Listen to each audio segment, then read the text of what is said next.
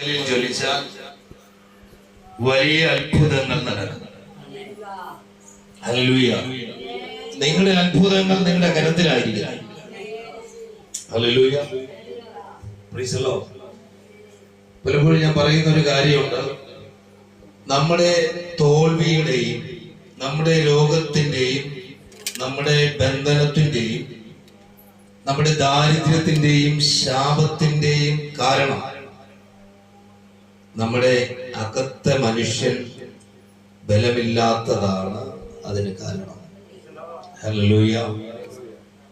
അകത്തെ മനുഷ്യന്റെ ശക്തി എത്രത്തോളം കവിഞ്ഞൊഴുകുന്നുവോ അത്രത്തോളം നമുക്ക് നമ്മുടെ ജീവിതത്തിൽ അനുഗ്രഹങ്ങൾ സിദ്ധിക്കുവാനിടയായി.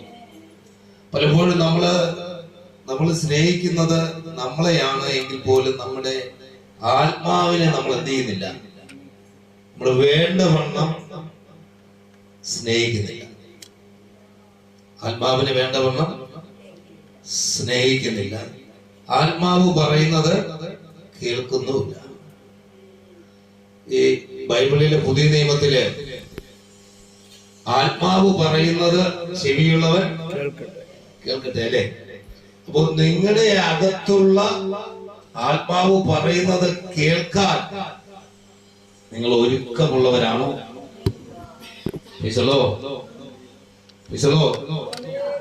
നിങ്ങൾ ഒരുക്കമുള്ളവരാണെങ്കിൽ ദൈവം വലിയവ ചെയ്യാൻ തുടങ്ങും.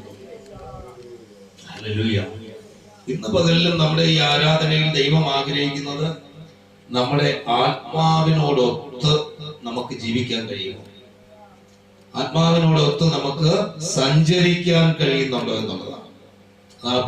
വിശുദ്ധ പൗലോസ് ഇങ്ങനെ പറഞ്ഞത്, ആത്മാവിൽ നടപ്പീൻ എന്നാൽ നിങ്ങൾ ജഡത്തിന്റെ പ്രവൃത്തിയെ നിവർത്തിക്കത്തില്ല.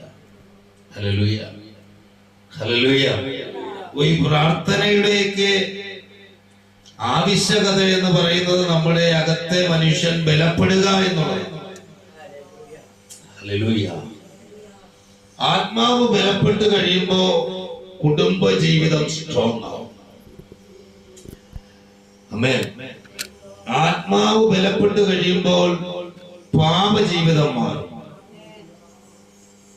ആത്മാവ് ബലപ്പെട്ട് കഴിയുമ്പോൾ ശാപം മാറും. ആത്മാവ് ബലപ്പെട്ട് കഴിയുമ്പോ രോഗവും ബന്ധനവും ഒക്കെ എന്ത് ചെയ്യും? പൂർണ്ണമായി മാറും. അതുകൊണ്ടാണ് ദേവദാസന്മാർ പറഞ്ഞ കൃത്യ സമയത്ത് ആരാധന സ്റ്റാർട്ട് ചെയ്ത് ഞാനിവിടെ കണ്ടു. ആരാധന സ്റ്റാർട്ട് ചെയ്തിട്ട് ഓരോരുത്തർ ഓരോ സമയത്തിലായിരുന്നു.